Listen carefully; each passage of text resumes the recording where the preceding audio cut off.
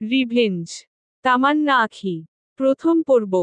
আমার স্ত্রী আমার কাছের বন্ধুর সাথে পরকীয়ায় লিপ্ত। তাদের মেলামেশার প্রমাণ আমার কাছে আছে। আমার চোখের সামনেই তারা ঘুরে বেড়ায়, হাসাহাসি, গল্পগুজব করে। সবটাই করে বন্ধু হিসেবে। কিন্তু আমি জানি তাদের মাঝে গোপনে কি সব চলছে। আমি আমার স্ত্রীকে ঘৃণা করি। এতটাই ঘৃণা করি যে তার জন্য অনেক কঠিন একটা শাস্তি আমি ভেবে রেখেছি। আমার সাথে বিশ্বাসঘাতকতার শাস্তি। এই পর্যন্ত লিখে হাসান থামল। পায়ের আওয়াজ শোনা যাচ্ছে। হৃদিকা আসছে। সে দ্রুত তার জার্নালটা বন্ধ করে ফেলল। হৃদিকা কফি নিয়ে এসেছে। টেবিলের উপর কফি রেখে মিষ্টি করে হাসল। বিনিময়ে হাসানও প্রেমময় হাসি দিল। হৃদিকা চলে যেতে চাইলে হাত আঁকড়ে ধরল। হৃদিকা হাসি ধরে রেখে ইশারা করে জানতে চাইল কি হয়েছে। হাসান কফির কাপটা টেবিল থেকে তুলে হৃদিকার দিকে বাড়িয়ে বলল, একটা চুমুক দাও। কেন? হঠাৎ? হাসান দুষ্টুমি করে বলল, কফিটা দেখে মনে হচ্ছে এতে মিষ্টি হয়নি। তুমি একটা চুমুক দিয়ে মিষ্টি করে দাও। হৃদিকা বিস্ময় নিয়ে হাসল। বলল, তুমি তো আমার খাওয়া কিছু খেতে চাও না। আজ হঠাৎ? হাসান উত্তরে কিছু বলল না, শুধু স্মিত হেসে কাপটা হৃদিকার দিকে দিল। হৃদিকা কাপটা নিয়ে চুমুক দিল। হাসান শকুনের নজরে তাকিয়ে রইল। হৃদিকা কফিতে চুমুক দিয়ে কাপ নামিয়ে রাখতেই হাসান তার দৃষ্টি বদলে ফেলল। হৃদিকা চলে যেতে চাইলে আবারও সে তার হাত আঁকড়ে ধরল। হৃদিকা বলল, আবার কি? একটু থাকো, কথা বলি। দুজনের তো কথাই হয় না। হবে কি করে? তুমি তো সারাদিন লেখালেখি নিয়ে ব্যস্ত থাকো। আমি কথা বলতে চাইলেও বল না। এত আনরোমান্টিক তুমি। হৃদিকার কথা হাসানের কানে যাচ্ছে না, সে তীক্ষ্ণ দৃষ্টিতে হৃদিকার দিকে তাকিয়ে আছে। ভালো করে দেখছে কোনো পরিবর্তন হয় কিনা। হৃদিকা বলল, চুলায় সবজি বসিয়েছি, যাই আমি। হাসান অস্থির হয়ে হৃদিকার হাত ধরে বলল, আর কিছুক্ষণ। হাসান এত জোরে হৃদিকার হাত চেপে ধরল যে হৃদিকা মৃদু চিৎকার করে উঠল। আহ! হাসান, ব্যথা দিচ্ছ তুমি আমাকে। কি হয়েছে তোমার? হাসানের টনক নড়ল। সে হৃদিকার হাত ছেড়ে দিল। মুখে ফিরিয়ে আনল মেকি হাসি। বলল, সরি। হৃদিকা বিরক্ত হয়ে চলে গেল। হাসান থম মেরে কফিটার দিকে তাকিয়ে রইল। হৃদিকা তো কফিটা খেয়েছে, তাহলে নিশ্চয়ই কফিটায় কিছু মেশানো নেই। নাকি আছে? হৃদিকা আড়ালে গিয়ে অ্যান্টিডোট যদি নিয়ে নেয়। হাসান দ্বিধাদ্বন্দ্বে ভুগছে। হৃদিকা রান্নাঘর থেকে চিৎকার করে বলল, কফিটা খাচ্ছ তো? ঠান্ডা হলে আর গরম করে দিব না। হাসান কফির কাপটা হাতে নিল। এর আগে তার পার্সোনাল ডক্টরকে কল দেওয়ার ব্যবস্থা করে রাখল। কোনো গড়বড় দেখলেই কল করবে। আস্তে আস্তে কফিটায় চুমুক দিল। অত্যন্ত ভালো স্বাদের কফি। হৃদিকার হাত রান্নায় ভালো। সে যাই বানায় তাই অমৃত লাগে। কফি খাওয়ার পর হাসান চোখ বড় বড় করে জিম মেরে বসে রইল। তার শ্বাস প্রশ্বাস দ্রুত হতে লাগলো টেনশনে। কিন্তু আসলে খারাপ কিছুই হলো না। কফিটা একদম ঠিকঠাক। হাসান নিশ্চিন্ত হয়ে শ্বাস ছাড়ল। জার্নালটা আবার ওপেন করে লিখতে থাকল। আমি আমার স্ত্রীকে যেই শাস্তিটা দিব তা অত্যন্ত অমানবিক। সে অথবা এই পৃথিবীর কেউ কখনোই ধারণা করতে পারবে না। সে যদি বুঝেও যায় তাও তাকে এই পৃথিবীর কোনো চিকিৎসা এবং ডাক্তার বাঁচাতে পারবে না। আমার চোখের সামনে তীব্র যন্ত্রণা এবং আতঙ্কে সে মারা যাবে। এটাই হবে আমার রিভেঞ্জ। জার্নালটা বন্ধ করে হাসান কাপ হাতে কাচের দরজা ঠেলে বারান্দায় আসলো। বারান্দায় আসতেই পাহাড়ি বাতাস তাকে ছুঁয়ে দিল। তার এই বাংলো বাড়িটা পাহাড়ের উপর। নিচে সমুদ্র। সামনে তাকালে যতদূর চোখ যায় শুধু পানি। বারান্দায় দাঁড়িয়ে নিচের বালুময় সৈকতের দিকে তাকালো হাসান। হৃদিকা প্রায়ই এই সৈকতে হাঁটতে যায়। তবে একা নয়। তার পরকীয়া প্রেমিককে নিয়ে যায়। হাসানের সামনে দিয়েই যায়। হৃদিকা এই বাড়িতে আসতে চায়নি। তার এমন নির্বনিস্তব্ধ পরিবেশ পছন্দ না। সে শহুরে কোলাহলে বন্ধু বান্ধব নিয়ে মেতে থাকতে চায়। এমনকি তার আত্মীয় স্বজনও সবাই শহরে থাকে, তাই সে এত দূরে এই গাছপালা ঘেরা পাহাড়টায় আসতে চায়নি। তার নাকি পাহাড়ি জঙ্গলে ফোবিয়া আছে। ভোগাস কথাবার্তা। হাসান এসব পাত্তা দেয়নি। সে নিজের সুবিধার জন্য এখানে এসে উঠেছে। তার লেখালেখির জন্য এরকম পরিবেশই তো প্রয়োজন। হৃদিকা এখানে এসে অনেকবার অসুস্থ হয়েছে, তাতে অবশ্য হাসানের কিছু যায় আসে না। লেখকদের এত কিছু পাত্তা দিলে চলে না। দুপুরের খাওয়ার সময় হাসান একটা ছোট প্লেটে টেবিলের সমস্ত খাবার নিল। তারপর সেই প্লেট ফ্লোরে রাখল তার বিড়াল ফিজির জন্য। ফিজি দৌড়ে এসে প্লেটের খাবারগুলো খেতে লাগল। হৃদিকা বিরক্ত কণ্ঠে বলল, ওকে এসব দিচ্ছ কেন? ওর জন্য তো ক্যাটফুড আছে। এসব খেয়ে ওর পেটে সমস্যা হয়। হাসান কিছু বলল না। সে ফিজির খাওয়ার দিকে এক দৃষ্টিতে তাকিয়ে রইল। হৃদিকা বলল, তোমার কি ধারণা আমি খাবারে বিষ দিয়েছি? গত 2 মাস যাবৎ কি সব শুরু করেছ তুমি? লোকসমাগম থেকে দূরে থাকতে থাকতে সাইকো হয়ে গেছ। সাথে আমাকেও সাইকো বানিয়ে দিচ্ছ। ফিজি খাচ্ছে। ওর কিছু হয়নি। বিড়ালরা অনেক কিছু বুঝতে পারে। খাবারে কিছু থাকলে নিশ্চয়ই ফিজি তা খেতে চাইতো না। হাসান ফিজির থেকে চোখ সরিয়ে হৃদিকার দিকে তাকালো। রাগী মুখে চামচ নাড়িয়ে খাচ্ছে। হাসান নিজেও মুখে খাবার তুলল।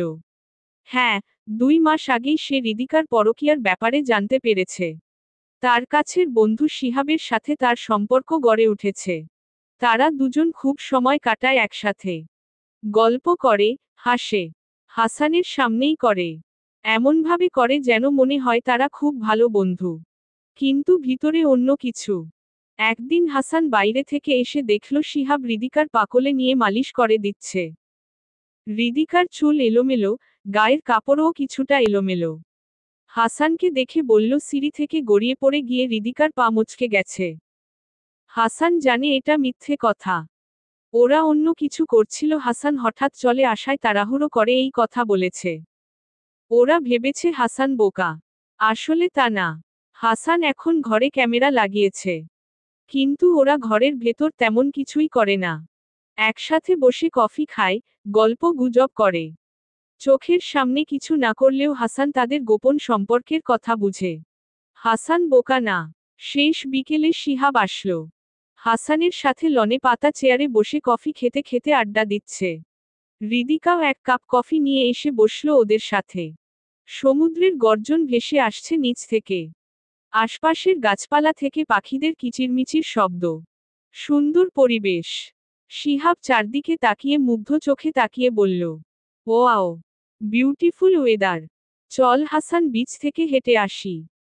হাসান সরু চোখে কিছুক্ষণ শিহাবের দিকে তাকিয়ে রইল।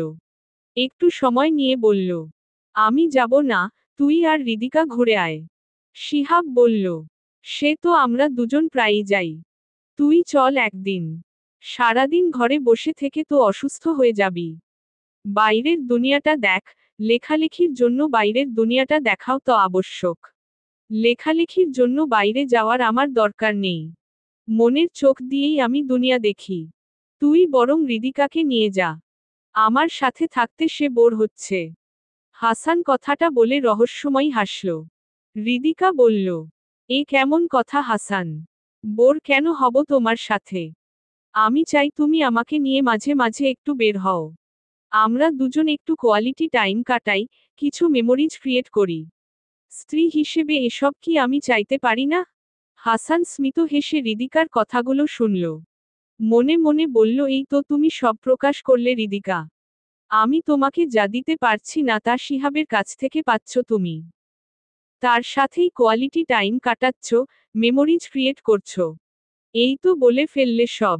অর্থাৎ স্বামীর অপূর্ণতা অন্য পুরুষ দিয়ে পূরণ করছো। বাহ! হৃদিকা হাসানের হাত ধরল। বলল, চল না যাই। নিচে তাকিয়ে দেখো বিচটা কতটা সুন্দর লাগছে। এত সুন্দর জায়গায় তুমি থাকতে এসেছো। তার সৌন্দর্য উপভোগ করবে না? হাসান আগের মতোই স্মিত হেসে তাকিয়ে আছে। এরকম কথা প্রতিবারই হৃদিকা বলে। আসলে তার মনে অন্য কিছু। সেই শিহাবের সাথে ঘনিষ্ঠ মুহূর্ত কাটাতে চায়। কিন্তু হাসান যেন সন্দেহ না করে তাই এসব বলে। হাসানকে যদি তার এতই প্রয়োজন হতো তাহলে হাসান না করা সত্ত্বেও তাকে একা রেখে ঘুরতে যেত না হৃদিকা। কিন্তু সে ঠিকই যায় এবং খুশিমনে ফিরে এসে। এতেই প্রমাণ হয় হৃদিকার এসব কিছু কেবল অভিনয়। হাজার অনুরোধ করেও হাসানকে তার সিদ্ধান্ত থেকে টলানো গেল না। তার একটাই কথা, তাকে লেখালেখি করতে হবে। এখন বাইরে কোথাও গেলে তার লেখালেখিতে প্রভাব পড়বে। শিহাব বলল, তুই সাইকো হয়ে যাচ্ছিস এভাবে সারাক্ষণ লেখালেখি নিয়ে থাকতে থাকতে। হৃদিকাকে দেখ, বেচারি দমবন্ধ হয়ে মরে যাবে। তুই ওকে ওর পরিবার পরিজন প্রত্যেকের কাছ থেকে এত দূরে নিয়ে এসেছিস। ওর প্রতি তোর একটা দায়িত্ব আছে। হাসান বলল, আমি ওকে জোর করে আনিনি। ও আমার স্ত্রী। আমার সাথে সব জায়গায়ও থাকবে, এটাই তো স্বাভাবিক। আমি এখানে এসেছি আমার লেখালেখির সুবিধার জন্য। তুই জানিস লেখালেখির বিষয়ে আমি কতটা সিরিয়াস। আমি সময় দিতে পারছি না বলে তোকেই তো সেই দায়িত্ব দিলাম। শিহাব হতাশ হয়ে মাথা নেড়ে বলল, লেখকরা আসলেই পাগল গোছের হয়, তা তোকে দেখেই হাতেনাতে প্রমাণ পেলাম। তুই বোধ হয় একমাত্র স্বামী যে নিজের স্ত্রীকে খুশি রাখার দায়িত্ব দিচ্ছিস বন্ধুর উপর। হাসান হালকা শব্দ করে হাসল শিহাবের কথায়। শিহাব উঠে দাঁড়ালো। হাসানও উঠল। হাসানের কাঁধে চাপড় মেরে কৌতুক করে শিহাব বলল, শালা তোর বউয়ের পিছনে এত খাটাখাটুনি করছি, পরের মাস থেকে পেমেন্ট চাই আমার, বুঝলি? হাসান হেসে মাথা নাড়ালো। শিহাব হৃদিকাকে ইশারায় আসতে বলে ড্রাইভওয়েতে দাঁড়ানো গাড়িটার দিকে হাঁটা দিল। হৃদিকা যেতে যেতে ব্যথাতুর চোখে হাসানের দিকে তাকালো। তার চোখে শূন্যতা এবং অপূর্ণতা। হাসান হাত উঁচিয়ে বিদায় দিল ওদেরকে। সপ্তাহের নির্দিষ্ট দিনে শিহাব হৃদিকাকে নিয়ে বাইরে ঘুরিয়ে আনে। হৃদিকা এই বাংলোতে থাকতে পারে না। হাসান সারাদিন লেখালেখি নিয়ে থাকে। দিনের বেলা তো মন খুলে কথা হয়ই না। অনেক সময় রাতেও পর্যন্ত হাসান হৃদিকাকে সময় দিতে পারে না। হৃদিকা বেডরুমে হাসানের অপেক্ষা করতে করতে ঘুমিয়ে যায়। আর এদিকে হাসান তার নতুন উপন্যাসটা লিখতে লিখতে ক্লান্ত হয়ে স্টাডি রুমের ডিভানে শুয়ে ঘুমায়। এভাবে হৃদিকা অসুখে পড়ে একা একা থেকে মানসিক আর শারীরিক অবনতি ঘটে তার। তখন পাহাড়ের নিচে শহরে বাস করা হাসানের কাছের বন্ধু শিহাব হৃদিকার জন্য ডাক্তার এনে চিকিৎসা করায়। ডাক্তারের পরামর্শে হৃদিকাকে নিয়ে বাইরে যায় হাওয়া ববলের জন্য। হাসানের এসবে আরও বিরক্ত লাগে। তার একটাই কথা, হৃদিকা কেন মানিয়ে নিতে পারছে না। ওদের গাড়িটা আস্তে আস্তে পাহাড়ি রাস্তা ধরে নিচে নেমে গাছাপালার আড়ালে হারিয়ে গেল। হাসানের মুখের হাসিও মিলিয়ে গেল সেই সাথে। সে ঘরে ফিরে আসলো। বাইনোকুলার টানিয়ে তার স্টাডি রুমের জানালার কাছে গিয়ে দাঁড়ালো। পর্দাটা অল্প ফাঁক করে বাইনোকুলার দিয়ে বিচের দিকে তাকালো। এত দূর থেকে তাকে কেউ দেখবে এটা সম্ভব না। এরপরেও সে জানালায় পর্দা টেনে রেখেছে। তার ধারণা হৃদিকা আর শিহাব তাকে চোখে চোখে রেখে প্রেম করে। আধা ঘন্টা ঠায় দাঁড়িয়ে থাকার পর হৃদিকা আর শিহাবকে দেখা গেল। দুজন বালুর উপর হাঁটছে। কথাবার্তা বলছে। সাগরের পানি ওদের পা ছুঁয়ে দিচ্ছে। হাঁটতে হাঁটতে হৃদিকা আঙুল তুলে একটা ঝোপের দিকে দেখালো। শিহাব তাকিয়ে হ্যাঁ সূচক মাথা নাড়ল। তারপর দুজনেই হারিয়ে গেল ঝোপের আড়ালে। হাসান বাইনোকুলারটা নামিয়ে তার টেবিলের সামনে চেয়ারে এসে বসে পড়ল। জার্নাল খুলে লিখল, ঝোপের আড়ালে গিয়ে ওরা কি করবে আমি জানি। এরকম অসংখ্য বার আমি তাদের ঝোপের আড়ালে এমনকি ঘন জঙ্গলেও হারিয়ে যেতে দেখেছি। হৃদিকাকে আমি সব দিয়েছি। দামি বাংলো, টাকা পয়সা, লাক্সারিয়াস লাইফ। কিন্তু সে এতে খুশি না। সে আমার খামতিগুলো খুঁজে বের করে দোষারোপ করে। সে আমার লেখালেখি পছন্দ করে না। অথচ আমার লেখা পড়েই সে আমার প্রেমে পড়েছে। এখন আমার লেখক স্বভাব তার কাছে অসহ্য ঠেকেছে। এই পর্যন্ত তার সমস্ত কিছু আমি সহ্য করেছি, কিন্তু সে আমার সাথে প্রতারণা করেছে। আমার কাছের বন্ধুর কাছে আমাকে ছোট করেছে। শিহাবের সাথে পরকীয়া করে প্রমাণ করেছে যে আমি আমার বউকে খুশি করতে ব্যর্থ। আমাকে এই অপমান করার শাস্তি অবশ্যই পেতে হবে তাকে। হাসান জার্নালটা ড্রয়ারে রেখে ড্রয়িং রুমে আসলো। সোফায় বসে অপেক্ষা করতে থাকলো হৃদিকার ফিরে আসার। ফিজি তার গা ঘেঁষে বসল। হাসান আলতো হাতে ফিজির গায়ে হাত বুলাতে লাগল। ফিজিকে এনেছিল যাতে হৃদিকার একা না লাগে সেজন্য। হৃদিকা ফিজিকে সাদরে গ্রহণও করেছে। বেশ আদর করে ফিজিকে। তবে হৃদিকার ধারণা হাসান হৃদিকার চেয়ে ফিজিকে বেশি ভালোবাসে। এই জন্য ইদানিং ফিজির উপর রাগ দেখায় হৃদিকা। নিজ হিংসুটে মেয়েদের স্বভাব। একজন লেখকের স্ত্রীর স্বভাব এমন হওয়া উচিত না। ড্রয়িং রুমের কাচের দেয়ালের ওপাশে আস্তে আস্তে সন্ধ্যা নামল। হাসান লাইট জ্বালিয়ে এক কাপ কফি নিয়ে বসল। কফি খেতে খেতে ধৈর্য নিয়ে অপেক্ষা করতে লাগল হৃদিকার ফিরে আসার। হৃদিকা কিছুক্ষণ পর ফিরল। তার গা আধভেজা। পুরোই ভেজা ছিল কিন্তু অর্ধেক শুকিয়ে গেছে। চুলে, কাপড়ে বালু চিকচিক করছে। চোখ মুখে যেন আনন্দের বন্যা বইছে। হাসানকে দেখে হৃদিকা উচ্ছ্বসিত হয়ে বলল, আজ আমরা খুব মজা করেছি। তুমি গেলে খুব ভালো লাগতো। দাঁড়াও গোসল করে আসি, সব বলবো তোমায়। হাসান কাঠের পুতুলের মতো শক্ত হয়ে দাঁড়িয়ে রইল। হৃদিকার হাসিখুশি চেহারা তাকে পীড়া দিচ্ছে। তার মস্তিষ্ক তাকে খুঁচিয়ে খুঁচিয়ে বলছে, দেখ, তোর বউ তোকে বাদ দিয়ে কত আনন্দে আছে। তার জীবনে আনন্দ এনে দিতে তোর কোনো প্রয়োজন নেই। মোবাইলের মেসেজের শব্দে হাসানের হুঁশ ফিরল। হৃদিকার ফোনে মেসেজ এসেছে। ফোন হাতে নিয়ে দেখল শিহাবের message. It was too much fun, Ridika. I hope you are satisfied today. See you next week. হাসানের চোয়াল শক্ত হল। দুজন মিলে কত নিপুণভাবে ধোঁকা দিচ্ছে তাকে। সে ফিজির দিকে তাকালো। নিরীহ বিড়ালটা সোফায় আরামে বসে আছে। হাসানের মতোই বিড়ালটা নিরীহ, তবে প্রয়োজনে নখের আঁচড় দিতেও পিছপা হয় না। হাসান সাইকোর মতো ঠোঁট বাঁকিয়ে হাসল। সে একজন লেখক। বউয়ের পরকীয়ার কথা প্রকাশ্যে এনে নিজেকে ছোট করতে পারে না। তাই নীরবে নিভৃতে তার অপমানের প্রতিশোধ নিবে সে। এবং সেটা খুব তাড়াতাড়ি। রিভেঞ্জ। তামান্না আঁখি। পর্ব 2। পুরো একটা রাত হাসান তার স্টাডি রুমে কাটালো। হৃদিকা এসে কয়েকবার ডাকল কিন্তু হাসান সাড়া দিল না। এরপর হৃদিকা বিরক্ত হয়ে চলে গেল। এর আগেও হাসান এইভাবে স্টাডি রুমে রাত কাটিয়েছে, তাই হৃদিকার এসব গা শোয়া হয়ে গেছে। হাসান তার ডেস্কে বসে থম মেরে বসে রইল। একটা উপন্যাসের মাঝামাঝিতে আছে সে। কয়েক ঘন্টায় সে একটা শব্দও লিখতে পারেনি। সে হৃদিকার হাসিমুখ, ভেজা শরীর ভুলতে পারছে না। কেন এত খুশি হৃদিকা? হাসান তো তার সাথে ছিল না। তার মানে হাসানের অনুপস্থিতিতেই কি ও বেশি খুশি থাকে? শিহাব তাকে খুব খুশি রাখে? হাসান টেবিলের উপর রাখা কাগজগুলো ছিঁড়ে কুটি কুটি করে ফেলল। এরপর আবারও চুপচাপ বসে রইল। অনেক রাত অবধি এভাবেই বসেছিল। ড্রয়ার থেকে জার্নালটা বের করে তার পরিকল্পনা লিখল। জার্নালে সমস্ত কিছু লিখে রাখার একটা উদ্দেশ্য আছে। হাসান এমনি এমনি কোনো কাজ করে না। সে তার সন্দেহ থেকে শুরু করে সমস্ত পরিকল্পনা সব পুঙ্খানুপুঙ্খভাবে লিখে রাখছে। লেখা শেষ করে জার্নালটা ড্রয়ারে তালাবদ্ধ করে রেখে দরজা খুলে ঘর থেকে বের হলে। লিভিং রুমের লাইট নিভানো। ডাইনিং স্পেস আর বারান্দায় আলো জ্বলছে। সেই আলোতে আবছা আলোকিত। হাসান ডাইনিং এ আসলো। টেবিলের উপর খাবার ঢেকে রাখা। হাসান ঢাকনা তুলে খাবার দেখল। আশেপাশে তাকিয়ে ফিজিকে খুঁজল। ফিজি নেই, নিশ্চয়ই হৃদিকার সাথে ঘুমাচ্ছে। তাই আর খাবার চেক করানো সম্ভব না। হাসান খাবারগুলো ডাস্টবিনে ফেলে দিল। এক কাপ কফি বানাতে চাইল। কফির কৌটা হাতে নিয়ে তার মাথায় আরেক চিন্তা আসলো। হৃদিকা যদি কফি পাউডারে বিষ মিশিয়ে থাকে? না, তা হবে কেন? আজ সন্ধ্যায় তো সে কফি খেল। যদি স্লো পয়জন মিশিয়ে থাকে যেটা আস্তে ধীরে তাকে শেষ করে দিবে তবে?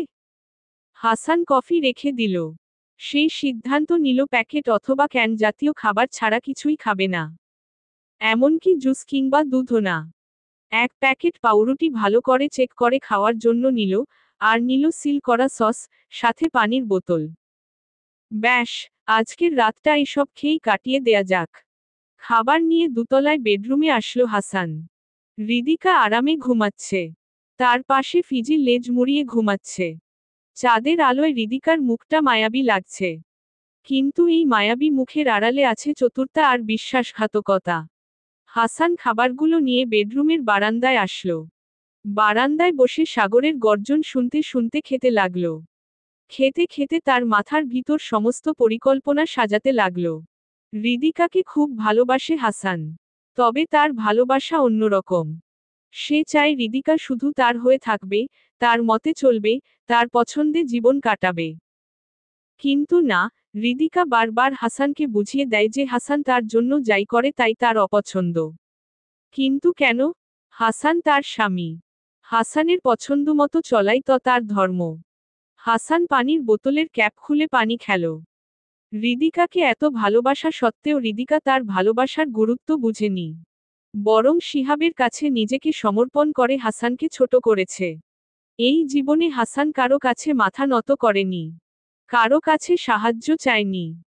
কিন্তু হাসানের সহধর্মিণী হয়ে হৃদিকা হাসানের অহংকার ভেঙে চুরমার করে দিয়েছে।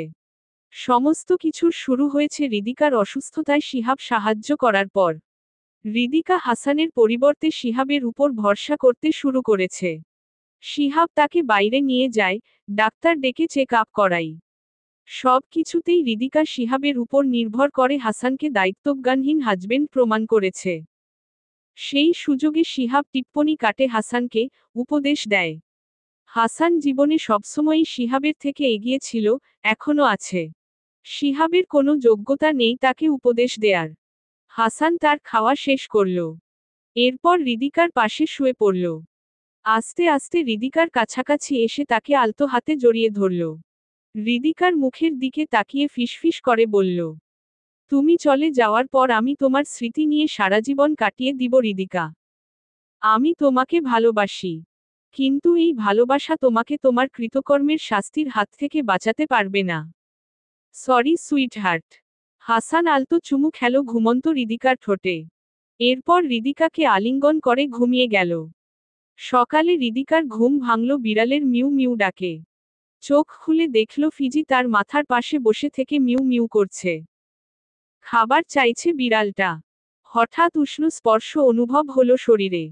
আবিষ্কার করল হাসান তাকে জড়িয়ে ধরে ঘুমাচ্ছে।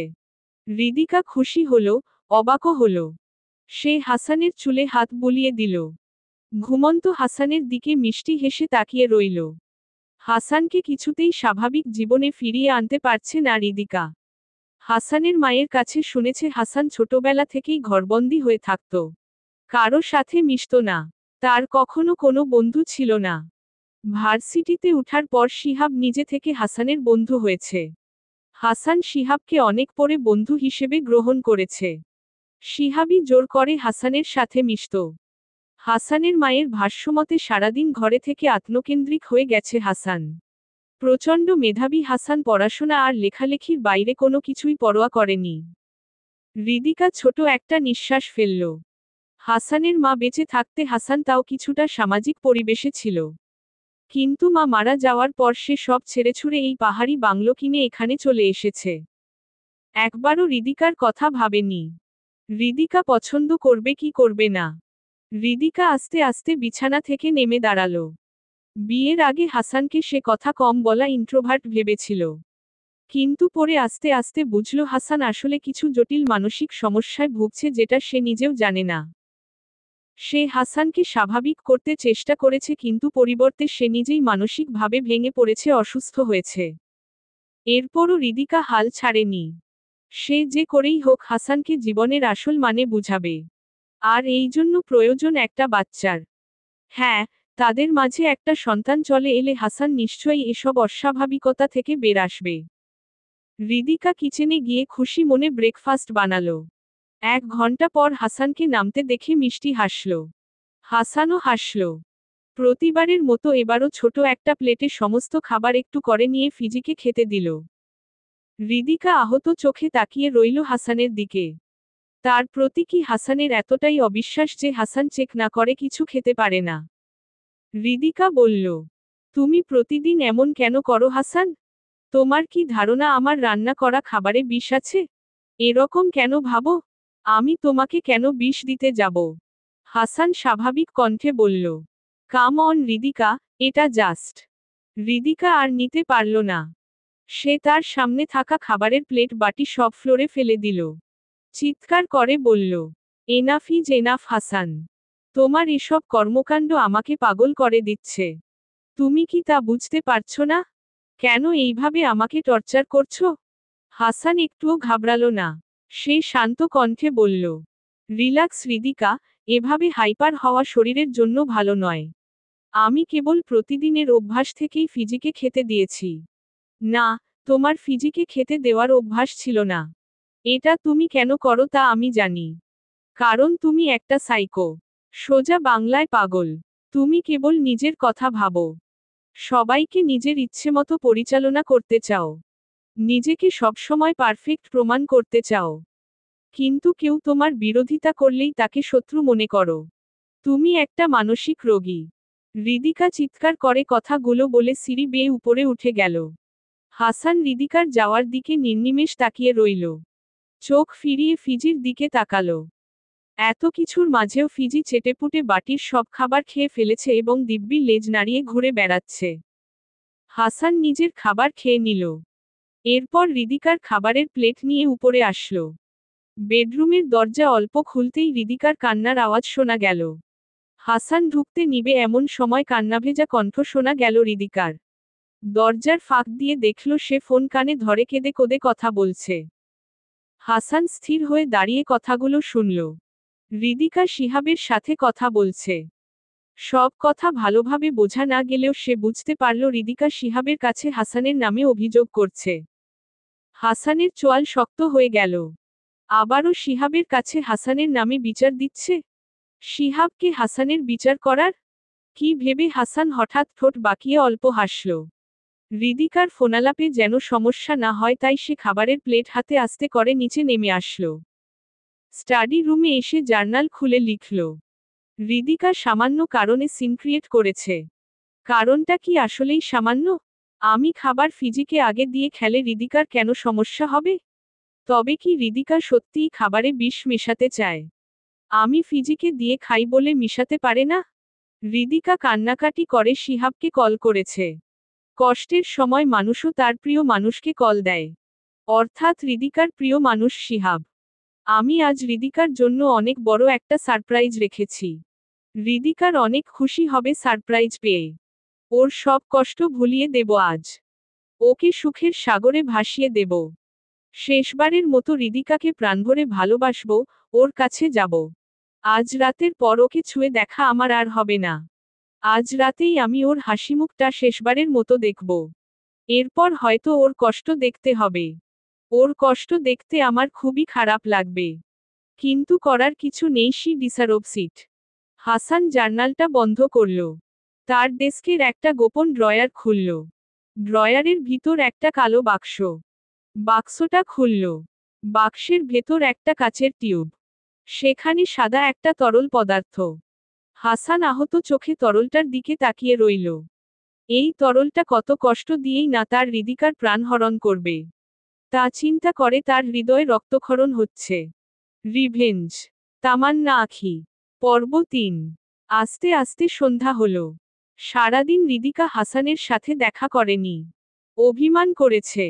হাসানও যায়নি মান ভাঙাতে। দুপুরের দিকে হৃদিকা নেমে এসে খাওয়া দাওয়া করেছিল। এমনি এমনি খায়নি, শিহাব তাকে খেতে জোর করেছিল তাই খেয়েছে।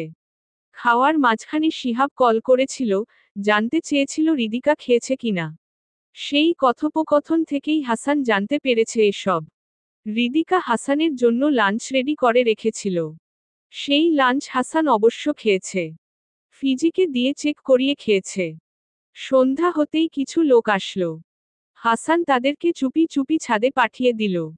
এরপর একটা প্যাকেট হাতে বেডরুমে ঢুকল। এমন সময় হৃদিকা বই পড়ে হাসানকে দেখে অভিমানী মুখে অন্যদিকে ঘুরে বসল। হাসান হৃদিকাকে পেছনে থেকে জড়িয়ে ধরল। বলল, রাগ করে আছো, সুইটহার্ট? হৃদিকার ফোলা ঠোঁট আরও ফুলে গেল। হাসানের কাছ থেকে প্রেমময় আচরণ পেয়ে চোখে কিছুটা পানি জমল। হাসান হৃদিকার চুলের ভাঁজে চুমু খেয়ে বলল, সারাদিন তোমার রাগ ভাঙাতে না আসার জন্য সরি। হৃদিকা কিছু বলল না। সে অভিমানী মুখে বসে রইল। হাসান হাতের প্যাকেটটা হৃদিকার সামনে রেখে বলল, এই শাড়িটা পর।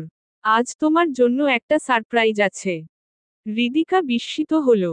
প্যাকেট খুলে দেখল বেবি পিঙ্ক কালারের খুব সুন্দর একটা শাড়ি।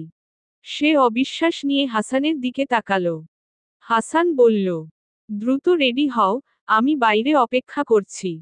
মুচকি হেসে হাসান চলে গেল। হৃদিকা কিছুক্ষণ অবাক চোখে হাসানের যাওয়ার দিকে তাকিয়ে রইল। তার চোখ মুখ হাসি খুশি। হাসান হুট করে এত রোমান্টিক কি করে হলো সেটাই তার মাথায় আসছে না। হৃদিকা আর কিছু ভাবল না। সে দ্রুত তৈরি হতে লেগে পড়ল। আজ সে অনেক সুন্দর করে সাজবে। হাসান তাকে দেখে মাথা ঘুরিয়ে পড়ে যাবে এমন সাজ দিবে। তার বিশ্বাস এইভাবে আস্তে আস্তে হাসান হৃদিকাকে নিয়ে সুন্দর জীবন কাটাতে শিখবে। স্বাভাবিক হবে। লেখালেখির বাইরেও যে আরেকটা জীবন আছে তা বুঝতে শিখবে। হৃদিকার ইচ্ছা অনিচ্ছার দাম দিবে। ঘণ্টাখানেক অপেক্ষা করার পর হৃদিকা সুন্দর করে সেজেগুজে সিঁড়ি দিয়ে নামল। হাসান স্মিত হাসল হৃদিকাকে দেখে। হৃদিকার জন্য আজকের সন্ধ্যাটা যেন একদম সারপ্রাইজে ভর্তি। হাসান তার জন্য স্যুট পরে অপেক্ষা করছে। হৃদিকা অবিশ্বাসের হাসি হাসল। হাসানকে উদ্দেশ্য করে বলল, you are looking handsome. Hasan অন জানানোর মতো করে বকরল হৃদিকার সামনে। বলল, you satisfaction is my everything. Hridika হাসল। সবকিছু স্বপ্নের মতো লাগছে তার কাছে।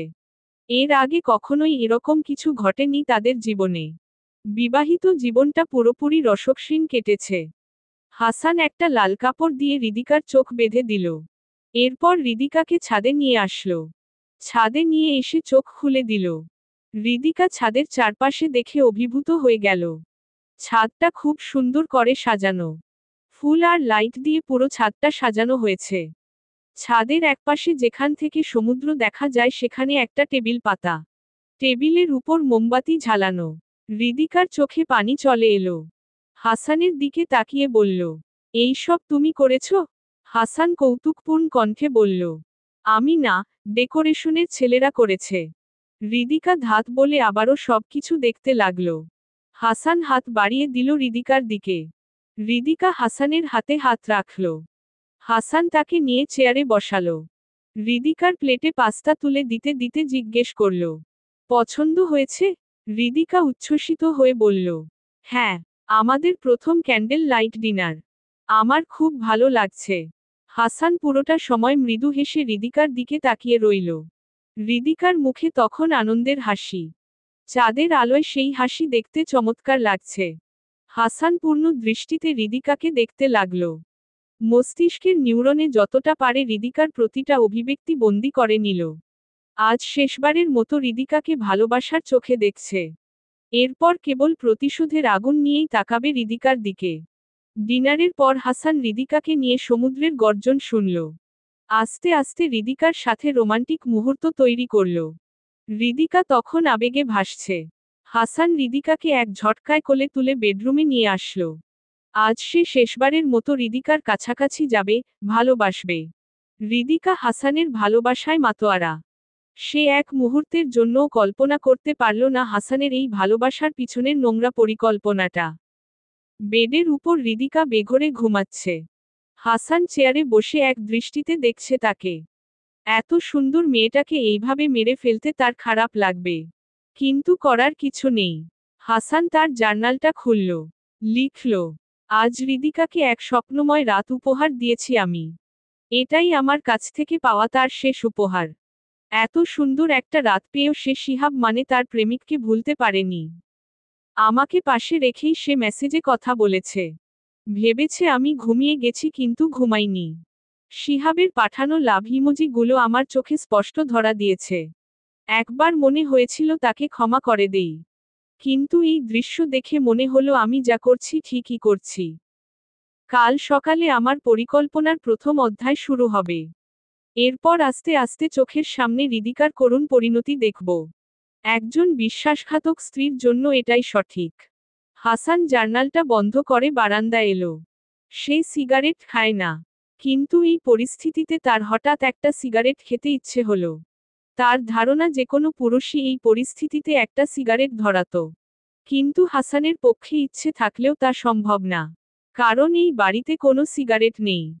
তখন হাসানের মনে পড়ল এই বাড়িতে সিগারেট আছে। আর সেটা হৃদিকার পার্সে। হাসান আলমারি থেকে হৃদিকার পার্সটা বের করল। পার্স খুলে সিগারেটের প্যাকেটটা দেখতে পেল। শিহাবের সিগারেটের প্যাকেট। এই প্যাকেট সে কয়েকদিন আগেই হৃদিকার পার্সে দেখেছিল। হাসান একটা সিগারেট নিয়ে বাকি প্যাকেটটা রেখে দিল। রান্নাঘরে এসে চুলার আগুনে সিগারেট জ্বালিয়ে তার স্টাডি রুমে এসে বসল। ছাদের দিকে তাকিয়ে কিছুক্ষণ ধোঁয়া ছাড়ল। সিগারেটটা শেষ করে গোপন ড্রয়ার থেকে বক্সটা বের করল। আজ ফিজি লিভিং রুমের সোফায় ঘুমাচ্ছে। এটা অবশ্য হাসানের জন্য সুবিধাই হয়েছে। বেডরুমে ঘুমালে ফিজির মিউ মিউ শব্দে হৃদিকা উঠে যেতে পারে, এতে করে হাসানের প্ল্যানটা একদমই সফল হতো না। হাসান কাচের টিউবের উপরের অংশটা ভাঙল। এরপর টিউবের ভিতরে থাকা তরলটা সিরিঞ্জে ভরে স্টাডি রুম থেকে বেরিয়ে গেল। গত 7 দিন যাবৎ হাসানের আচরণে ব্যাপক পরিবর্তন ঘটেছে। ওই রাতের পর হাসান হৃদিকার থেকে দূরে দূরে থাকছে। হৃদিকা ওই রাতের পর ভেবেছিল এইবার বুঝি হাসান স্বাভাবিক হবে। কিন্তু হাসানের আবারও এই অবস্থায় ফিরে যাওয়া সে মানতে পারেনি। সে হতাশ হয়ে অনেক চিল্লাচিল্লি করেছে। হাসান তার বন্ধ স্টাডিরুমে থেকে ধৈর্য ধরে সেসব শুনেছে। এই 7 দিন সে হৃদিকার বানানো কোনো খাবার খায়নি। বাইরে থেকে খাবার অর্ডার করে কিনে এনে খেয়েছে। ডেলিভারি ম্যান তার স্টাডিরুমের জানালা দিয়ে তাকে খাবার দিয়ে গেছে। হৃদিকা তার এসব দেখে প্রচণ্ড রাগে ফেটে পড়েছে। শিহাবকে ডেকে এনে বিচার দিয়েছে। কিন্তু হাসান স্টাডিরুম থেকে বের হয়নি। শিহাব ডাকলে উত্তর দিয়েছে যে সে লেখালেখি নিয়ে ব্যস্ত, তাই বের হতে পারবে না। হাসান ঘরবন্দি অবস্থা থেকে বের হলো 7 দিন পর গভীর রাতে। সে নিজেকে কালো পোশাকে মুড়িয়ে নিল ভালো করে। হাতে গ্লাভস এবং মুখে মাস্ক পরল। এরপর ফিজিকে ধরে খাঁচায় পড়ল। এরপর পাহাড়ের কিনারায় এসে একটা খাদে ছুঁড়ে ফেলে দিল খাঁচাটা। শব্দ করে খাঁচাটা নিচে গড়িয়ে পড়ল। ফিজি আক্রমণাত্মক হয়ে ম্যাও ম্যাও শব্দ করতে লাগল। আস্তে আস্তে সেই শব্দ নিচে অন্ধকারে মিলিয়ে গেল। এত উঁচু থেকে নিচে পড়ে কাঠের খাঁচাটা ভেঙে যাবে, তাতে অসুবিধা নেই। এত নিচে পড়ে ফিজি বেঁচে থাকবে না। আর বেঁচে থাকলেও এত নিচ থেকে ফিজি কখনোই উপরে উঠতে পারবে না। কাজ শেষ করে হাসান বাড়িতে এসে লিভিং রুমের সোফায় শুয়ে ঘুমিয়ে পড়ল। সকালে হৃদিকার ডাকাডাকিতে ঘুম ভাঙল তার। হৃদিকা হাসানকে তিরস্কার করে বলল, এতদিনের সন্ন্যাসব্রত ভেঙে বাইরে আসতে গেলে কেন? ওই ঘরেই থাকতে। হাসান কিছু বলল না। হৃদিকা জিজ্ঞেস করল, ফিজিকে দেখেছ? ওকে কোথাও খুঁজে পাচ্ছি না। হাসান স্বাভাবিকভাবে বলল, আমার স্টাডিরুম খোলা পেয়ে হয়তো ওখানে ঢুকে লুকিয়ে আছে। আমি স্টাডিরুম দেখে এসেছি। ফিজি ওইখানে নেই। হৃদিকার কণ্ঠে উদ্বেগ প্রকাশ পেল। বিড়বিড় করে বলল, ওর যে কি হয়েছে? কয়েকদিন যাবৎ অদ্ভুত আচরণ করছে। আমাকেও আক্রমণ করে। কি যে হলো ওর? হৃদিকা বিড়বিড় করতে করতে চলে গেল। হাসান ঠোঁটের কোণে মৃদু হাসি ফুটিয়ে রেখে নীরবে বসে রইল। পুরো একদিন চলে গেল কিন্তু ফিজি ফিরে আসলো না। হৃদিকা হাসানকে অনেক অনুরোধ করল বাইরে গিয়ে ফিজিকে খোঁজার জন্য। কিন্তু হাসান সায় দিল না। হৃদিকা নিজে নিজেই বাড়ির আশেপাশে খুঁজল। হাসান তাকে চিন্তা করতে না করল। হৃদিকা চিন্তা না করে পারল না। তবে সে হাসানের কথা মতো একটু ধৈর্য ধরল। 2 দিন পরেও যখন ফিজির কোনো দেখা পাওয়া গেল না তখন হৃদিকা অস্থির হয়ে উঠল। হাসান বলল, ফিজি একটা বিড়াল, বনের প্রাণী।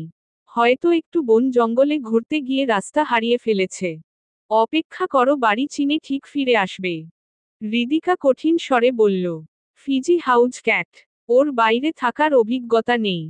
ও টিকতে পারবে না, মারা যাবে। হৃদিকা নিরুপায় হয়ে শিহাবকে ফোন করে নিয়ে আসলো। সিদ্ধান্ত হলো ফিজিকে খুঁজতে যাবে। ওদের জোরাজুরিতে হাসানকেও বের হতে হলো। আশেপাশের এলাকাগুলোয় চিরুনি তল্লাশি চালালো হৃদিকা। পাহাড়ি এলাকা হওয়ায় অল্পতেই হাঁপিয়ে গেল সে, কিন্তু হাল ছাড়ল না। হাসান মনে মনে হাসল। হৃদিকা যদি জানত যে এই বিড়ালই তার করুণ পরিণতির কারণ হবে তাহলে কি করত এখন? একটা পাহাড়ের নিচে মূল সড়ক থেকে একটু দূরে জঙ্গলের ভেতর ফিজিকে পাওয়া গেল।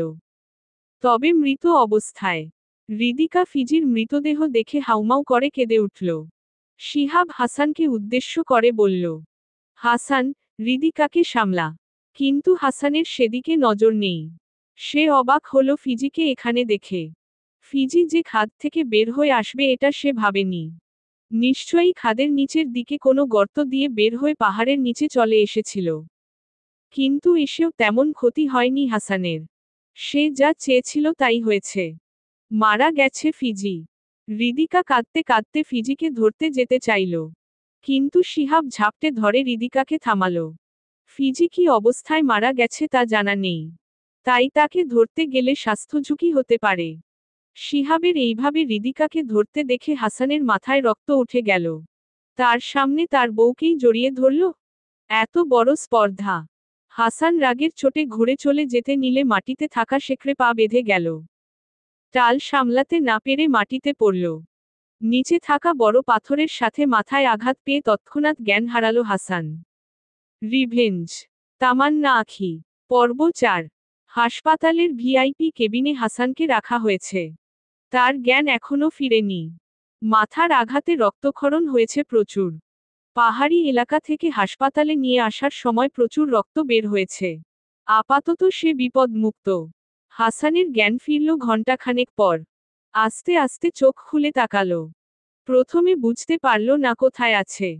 মাথার ভেতর ভোঁতা যন্ত্রণা তাকে আস্তে আস্তে সব মনে করিয়ে দিল। হৃদিকা কোথায়? শিহাব কোথায়? হাসান বেডে শুয়ে থেকে চারপাশে তাকাতে লাগল।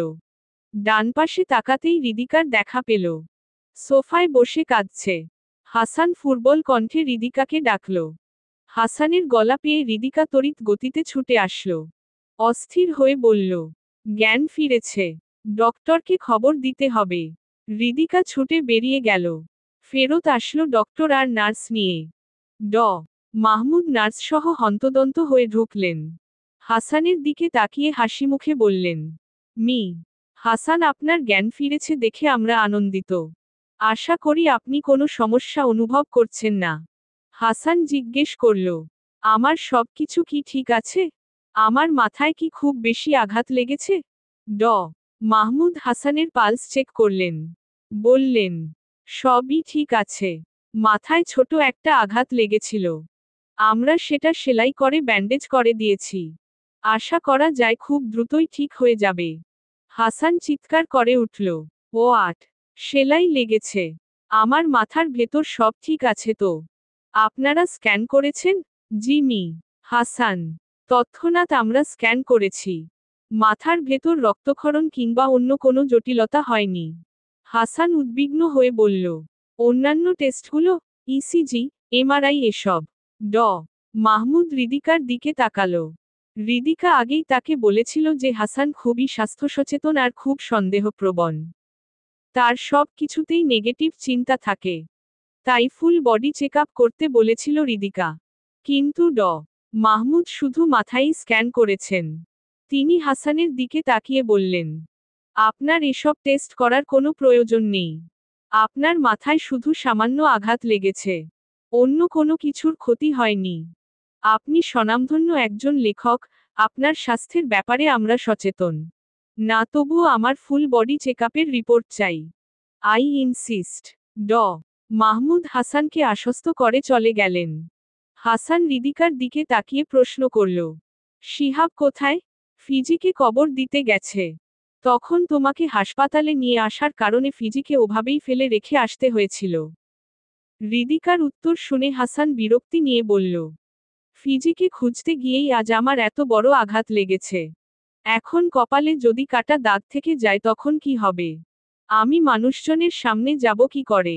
হৃদিকা ঘৃণার দৃষ্টিতে তাকিয়ে বলল, এত নিষ্ঠুর কথা কিভাবে বললে তুমি?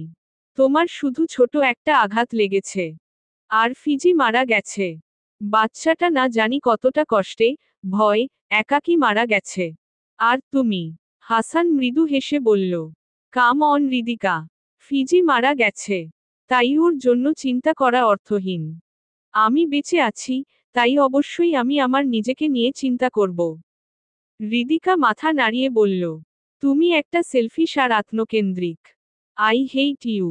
হৃদিকা সোফায় গিয়ে ধপ করে বসে পড়ল। নিঃশব্দে কাঁদতে লাগল।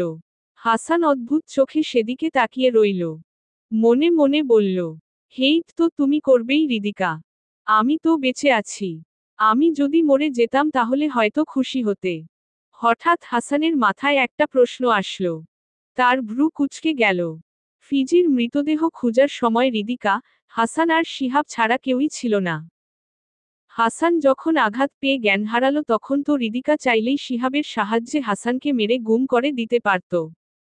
পাহাড়ের যেকোনো জায়গায় তাকে পুঁতে দিলে কেউই খুঁজে পেত না। তাহলে তা করেনি কেন?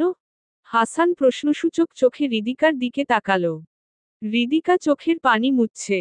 হাসানকে মেরে গুম করে না দেয়ার কারণ হচ্ছে হাসান একজন বিখ্যাত লেখক। তাকে গুম করা এতটা সহজ হতো না। পুলিশ কেস সহ বহু তদন্তের মধ্যে দিয়ে যেতে হতো। তাই ওরা কিছু করেনি। হাসান মাথা নাড়ালো। হ্যাঁ, তাই হবে। সন্ধ্যায় শিহাব আসলো। ফিজিকে কোথায় কবর দিয়েছে তা জানালো হৃদিকাকে। রাস্তার পাশে জঙ্গলেই কবর দিয়েছে ফিজিকে। ফিজির মৃতদেহ অনেক দূরে পড়ে ছিল, তাই সেটা হাসানের বাংলোতে নিয়ে যাওয়া সম্ভব হয়নি। নয়তো হাসানের বাংলোর কাছেই কবর দিত। হৃদিকা কান্নায় ভেঙে পড়ল। ফিজিকে এইভাবে হারানোর শোক সে ভুলতে পারছে না। তার একটাই কথা, ফিজি কিভাবে বের হলো? নাকি কেউ বের করে দিয়েহে ফিজিকে? বাসায় তো এমন কেউ নেই যে ফিজিকে বের করে দিবে। হাসান শক্ত মুখে বসে রইল তার হাসপাতালের বেডের উপরে। একটা মৃত বিড়ালকে নিয়ে হৃদিকা কাঁদছে, অথচ হাসানের আঘাতের কথা একবারও ভাবছে না। তার মানে হাসান কি এতটাই নগণ্য হৃদিকার কাছে? শিহাব হৃদিকার পাশে বসে হৃদিকাকে শান্ত করার চেষ্টা করছে। হৃদিকা ফিজির মৃত্যুতে ভেঙে পড়েছে। সন্ধ্যার পর হাসানের ফুল বডি চেকআপ করানো হলো। সে পুরোপুরি সুস্থ। তাও হাসান 2 দিন হাসপাতালে থাকতে চায়। মাথায় আঘাতের ব্যাপারে সে কোনো রিস্ক নিতে চায় না। হৃদিকা হাসানের সাথেই হাসপাতালে রয়ে গেল। শিহাব চলে গেল ওদের সবকিছু ঠিকঠাক করে দিয়ে। পরদিন শিহাব এসে জানালো সে আজ রাতের ফ্লাইটেই কানাডা চলে যাচ্ছে তার বাগদত্তার কাছে। হাসান জিজ্ঞেস করল, আগে জানালি না কেন? হঠাৎ করেই যাওয়াটা ঠিক হলো। ভেবেছিলাম তোদের জানাবো, কিন্তু এর আগেই তো এতগুলো ঝামেলা হয়ে গেল। ফিজির হারিয়ে যাওয়া, তোর আঘাত পাওয়া, হাসপাতালে আসা এসবের মাঝে জানানোর সুযোগ পাইনি আসলে। হাসান আশাহত হল। সে চাইছিল হৃদিকার পরিণতি শিহাব নিজ চোখে দেখুক। কিন্তু সেটা সম্ভব হলো না। শিহাব হাসানের কাছ থেকে বিদায় নিয়ে বের হয়ে আসলো কেবিন থেকে। শিহাবের সাথে হৃদিকাও বাইরে আসলো। হাসান কিছুক্ষণ পর বেড ছেড়ে উঠে কেবিনের দরজা খুলে বাইরে উকি দিল। হাসপাতালের করিডোরে দাঁড়িয়ে শিহাব আর হৃদিকা কথা বলছে। তারা অনেক দূরে হওয়ায় কথা শোনা যাচ্ছে না, তবে বেশ বোঝা যাচ্ছে যে শিহাব চলে যাবে, তাই হৃদিকার মন খারাপ। শিহাব হৃদিকার মাথায় হাত বুলিয়ে, কাঁধে হাত রেখে কিসব বুঝাচ্ছে। হৃদিকা মাথা নাড়ছে, বুঝতে চাইছে না। তার চোখ মুখ মলিন। শিহাব সান্ত্বনা দেয়ার এক পর্যায়ে হৃদিকাকে নিয়ে একটা ঘরে ঢুকল। হাসান তার বেডে ফিরে আসলো। যা দেখার সে দেখে নিয়েছে। ঠোঁটের কোণে তাচ্ছিল্যের হাসি ফুটিয়ে বলল, তুমি ভুল করেছ হৃদিকা। আমাকে ছুঁড়ে ফেলে শিহাবের কাছে গিয়ে অনেক বড় ভুল করেছ। সেই ভুলের কোনো ক্ষমা নেই। আমি চাইলে এখনো তোমাকে ক্ষমা করে দিয়ে নতুন জীবন দিতে পারি। কিন্তু তুমি যা করছো তার শাস্তি মৃত্যু। যন্ত্রণাদায়ক মৃত্যু। হাসানকে নিয়ে বাংলোতে ফিরে আসা হলো। হৃদিকার বুকের ভেতরটা খা খা করে উঠল বাড়িতে ঢুকে। ফিজি নেই। আগের মতো আর লেজ নাড়িয়ে মিউ মিউ করে কাছে আসবে না। আসার পথে গাড়ি থামিয়ে ফিজির কবরটা দেখে এসেছে। হাসান হৃদিকার কাছে এসে সান্ত্বনা দিয়ে বলল, কাম অন হৃদিকা, যা হয়েছে ভুলে যাও। মন খারাপ করে থাকলে ফিজি ফিরে আসবে না। হৃদিকা প্রশ্ন করল, ফিজি কিভাবে বের হলো হাসান? তাও রাতের বেলা। আমার স্পষ্ট মনে আছে আমি সব ডোর লক করেছিলাম। তবে কিভাবে এমন হলো? তুমি কি কিছু? হাসান ভ্রু কুঁচকে বলল, কি বলতে চাইছো? আমি ফিজিকে বাইরে ছেড়ে দিয়েছি মরে যাওয়ার জন্য? একদমই তা না। আমি জানতে চাচ্ছি তুমি কি মনের ভুলে কোনো দরজা বা বারান্দার কাজ খুলে রেখেছিলে কিনা? হাসান বিরক্ত হয়ে বলল, স্টপ হৃদিকা। আমি এই মৃত বিড়াল নিয়ে আর কোনো কথা শুনতে চাই না। যা হয় আর হয়ে গেছে। Gate over it. হাসান তার স্টাডিরুমে চলে গেল। হৃদিকা বোকার মতো দাঁড়িয়ে রইল। শরীরটা তার ভালো লাগছে না। মনটা বিষণ্ণ থাকায় শরীরের উপরও তার প্রভাব পড়েছে। ফিজির মৃত্যু হৃদিকার উপর বর্ষর প্রভাব ফেলল। হাসানের অবহেলা এবং একাকিত্বের কারণে সে কিছুতেই বিষণ্ণতা কাটিয়ে উঠতে পারছিল না। সে সারাদিন বেডরুমে থাকে। আগে ফিজি তার সাথে সাথে থাকত। একজন সঙ্গী ছিল হৃদিকার। এখন ফিজি নেই। শিহাবও নেই। শিহাব থাকলে সে নিশ্চয়ই হৃদিকাকে সাহায্য করত ফিজির কষ্ট ভুলতে। হাসপাতাল থেকে আসার দিন থেকে বাড়িতে রান্না করেনি হৃদিকা। হাসান বলেছে বাইরে থেকে খাবার ডেলিভারি আসবে এখন থেকে। হৃদিকা অমত করেনি। তার মন এতটাই খারাপ ছিল যে রান্না করার মতো ইচ্ছেও তার ছিল না। তার দিনগুলো এমনিই বিষণ্ণতায় কেটে যাচ্ছিল। হাসানও কেমন জানি দূরত্ব বাড়িয়ে দিয়েছে তার সাথে। শুধু দূরে বসে থেকে অল্প কথা বলে শরীরের খোঁজ নেয়। লেখালেখির চাপ বেশি এই দোহাই দিয়ে অধিকাংশ সময় রাতে হৃদিকার সাথে ঘুমাতে চায় না। আর ঘুমালেও দুজনের মাঝে দূরত্ব থাকে। হৃদিকা একা একা ঘুমালে ফিজিকে মিস করে। হতাশায় আচ্ছন্ন হয়ে যায়। তাই হাসানকে অনেক অনুরোধ করার পর হাসান তার সাথে ঘুমাতে আসে। কিন্তু কাছাকাছি আসে না। হৃদিকা তাতেই খুশি। শুধুমাত্র পাশে একজন মানুষের উপস্থিতি প্রয়োজন ছিল তার। হৃদিকার খুব ইচ্ছা করে হাসানকে জড়িয়ে ধরতে, উষ্ণতা নিতে। কিন্তু দুজনের মাঝে মানসিক আর শারীরিক দূরত্বের জন্য তা সম্ভব না। বিয়ের পর থেকেই হাসান মানসিকভাবে একটা দূরত্ব বজায় রাখত। হৃদিকা জিজ্ঞেস করলে বলতো, আমরা স্বামী স্ত্রী হলেও আলাদা দুজন মানুষ। আমাদের দর্শন আলাদা, দৃষ্টিভঙ্গি আলাদা। তাই আমাদের মাঝে অবশ্যই একটা পার্সোনাল স্পেসের প্রয়োজন আছে। কিন্তু হৃদিকার তা ভালো লাগতো না। সে চাইতো বন্ধুত্বপূর্ণ সম্পর্ক। এই চাওয়া তার পূরণ হয়নি। স্ত্রী হিসেবে যা পাওয়ার কথা তার অনেক কিছুই সে পায়নি। এই পাওয়া না পাওয়ার হিসেব করতে গিয়েই মাঝে মাঝে গভীর হতাশায় আচ্ছন্ন হয়ে পড়ত। কয়েকদিন পর হৃদিকা অনুভব করল তার জ্বর হয়েছে। সাথে প্রচণ্ড মাথা ব্যথা। জ্বরের কারণে সে বিছানা ছেড়ে উঠতে পর্যন্ত পারছে না। স্বাভাবিক ফ্লু ভেবে সে জ্বরের মেডিসিন নিল। হাসানকে জানালো না। কারণ হাসান জানলে ফ্লু ছড়িয়ে যাওয়ার ভয় আরও দূরত্ব বাড়িয়ে দিবে। কিন্তু তারপরও হাসান জেনে গেল। বারান্দায় বসে রোদ পোহানোর সময় হাসান আসলো। হৃদিকাকে এভাবে দেখে চিন্তিত হয়ে পড়ল। জ্বর হয়েছে শুনে গালে হাত দিল, এরপর কপালে হাত রাখল। হাসানের হাতের ছোঁয়া পেয়ে হৃদিকা আরামে চোখ বুজল। চোখ খোলা রাখলে হয়তো হাসানের পৈশাচিক হাসিটা দেখতে পেত। রিভেঞ্জ। তামান্না আঁখি। শেষ পর্ব। হৃদিকার শরীরে আস্তে আস্তে রোগের লক্ষণ প্রকাশ পাচ্ছে। যেই ভাইরাসটি আমি তার শরীরে ঢুকিয়েছি তা রক্তে মিশে ব্রেইনে ছড়িয়ে যাচ্ছে। প্রতি সেকেন্ডে সেই ভাইরাস তার ব্রেইনে বংশ বিস্তার করছে, বাসা বাঁধছে আর তাকে মৃত্যুর দিকে একটু একটু করে এগিয়ে নিচ্ছে। একটা কথা ভুল লিখেছি, ভাইরাসটি আমি হৃদিকার শরীরে দেইনি, দিয়েছে ফিজি। হ্যাঁ, ফিজি হৃদিকার শরীরে সেই ভাইরাস ছড়িয়ে দিয়েছে। আমি সরাসরি হৃদিকার শরীরে তা প্রবেশ করাইনি। প্রথমে ফিজির শরীরে প্রবেশ করিয়েছি। ফিজি আক্রান্ত হওয়ার পর তার মাধ্যমে হৃদিকার শরীরে প্রবেশ করেছে সেই ভাইরাস। এই পর্যন্ত লিখে হাসান ঠোঁট বাঁকিয়ে হাসল। ফিজিকে তার মেরে ফেলার ইচ্ছা ছিল না।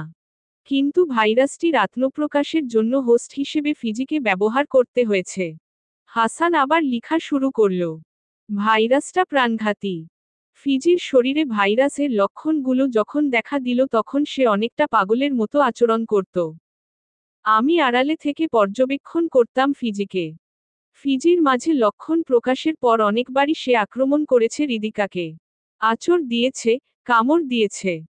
ফিজির লালার মাধ্যমে সেই ভাইরাস হৃদিকার রক্তে প্রবেশ করেছে। এই পুরোটা সময় আমি নিজেকে মিথ্যা বাহানা দিয়ে ঘরবন্দি করে রেখেছি যাতে ফিজি আমাকে আক্রমণ করতে না পারে। এরপর সুযোগ বুঝে ফিজিকে খাদে ফেলে দিয়ে এসেছি। কারণ ওকে আমার আর দরকার ছিল না। আরেকটা কারণ আছে, সেটা হচ্ছে হৃদিকা ফিজিকে ডাক্তারের কাছে নিয়ে যেতে চাচ্ছিল। ফিজিকে ডাক্তারের কাছে নিয়ে গেলে ফিজির শরীরে ভাইরাসের অস্তিত্ব টের পেয়ে যেত ডাক্তার। তখন হৃদিকাকে ভ্যাকসিন দিয়ে দিত। আমার প্ল্যানটাই নষ্ট হতো। তাই আমি ফিজিকে সরিয়ে দিয়ে সমস্ত প্রমাণ মিটিয়ে ফেলেছি। হাসান থামল। কফির কাপে চুমুক দিয়ে আবারও লেখা শুরু করল। আজকেই জার্নাল লেখা শেষ হবে। জার্নালটা লিখে শেষ করে তা শিহাবের কাছে পাঠিয়ে দিবে। শিহাব জার্নাল পড়ে হৃদিকার পরিণতি জেনে ধুকে ধুকে বেঁচে থাকবে। এটাই হবে শিহাবের উপর তার প্রতিশোধ। যদিও হাসান যে হৃদিকাকে খুন করেছে তার একমাত্র প্রমাণ এই জার্নাল। কিন্তু তাতে হাসানের কিছু যায় আসে না। সে হৃদিকার মৃত্যুর পর এই দেশ ছেড়ে অন্যত্র চলে যাবে। কেউই তাকে খুঁজে পাবে না। জার্নালটা পৌঁছানোর আগেই তার পালিয়ে যাওয়া সম্পন্ন হয়ে যাবে। অনেক দিন থেকেই সে সবকিছু গুছিয়ে রেখেছে। এবার শুধু প্রতিশোধ নেয়ার পালা। হৃদিকা ঘুমাচ্ছে। হাসান তাকে ঘুমের ঔষধ দিয়ে ঘুম পাড়িয়ে রেখেছে। হৃদিকা তার বাবা মায়ের সাথে কথা বলেছে। তার বাবা মা চিন্তা করবেন এই জন্য অসুস্থতার কথা এত ভালো করে বলেনি। শুধু বলেছে সামান্য জ্বর হয়েছে। আসলে তার শরীর প্রচণ্ড খারাপ। ভাইরাস তার ব্রেইনে অ্যাটাক করেছে এবং আস্তে আস্তে তা স্নায়ুতে আক্রমণ চালাবে। হৃদিকার খাওয়া দাওয়া বন্ধ হয়ে গেছে। তার প্রায়ই হ্যালুসিনেশন হচ্ছে। সন্ধ্যায় হৃদিকা ঘুম থেকে জেগে উঠল। ঘর অন্ধকার। বাইরের লাইটের আলোতে আবছা আলোকিত। হৃদিকা ফুটবল কণ্ঠে হাসানকে ডাকল। হাসান বারান্দায় বসে ছিল, হৃদিকার ডাকে বিছানায় এসে বসল। হৃদিকার চেহারা পাল্টে গেছে। চোখের দৃষ্টি নিষ্প্রাণ এবং অস্থির। কথা বলার সময় দৃষ্টি এদিক সেদিকে ঘোরাফেরা করে। হাসানকে দেখে ক্ষীণ কণ্ঠে মিনতি করে বলল, আমাকে একটু জড়িয়ে ধরবে? আমার কেমন জানি ভয় করছে। হৃদিকার কথা শুনে হাসান নরম দৃষ্টিতে হৃদিকার দিকে তাকালো। তার মনের ভেতর হৃদিকার জন্য ভালোবাসার জায়গাটায় ঝাঁকুনি দিল। মনে হলো তার হৃদিকাকে বাঁচাতে হবে। হৃদিকাকে এভাবে মরতে দিতে পারে না সে। হৃদিকার তৎক্ষণাৎ হ্যালুসিনেশন হলো। সে নিষ্পৃহ দৃষ্টিতে দরজার দিকে তাকিয়ে বলল, ওই তো শিহাব ভাইয়া এসেছে। আমাকে বাইরে নিয়ে যাবে, সৈকতে হাঁটতে নিয়ে যাবে। হাসানের চোয়াল শক্ত হয়ে গেল। তার চোখের দৃষ্টি হয়ে গেল প্রতিশোধপ্রবণ। হৃদিকাকে উদ্দেশ্য করে হিসহিস করে বলল, হ্যাঁ, সৈকতে হাঁটতে যাবে। এরপর তোমরা ঝোপের আড়ালে গিয়ে প্রেম করবে, তোমার কামনা বাসনা চরিতার্থ করবে। তাই তো? হৃদিকার মস্তিষ্ক নির্জীব হয়ে গেলেও হাসানের এই কথায় তা সজাগ হল। হাসানের দিকে তাকিয়ে বলল, এটা কি বললে তুমি?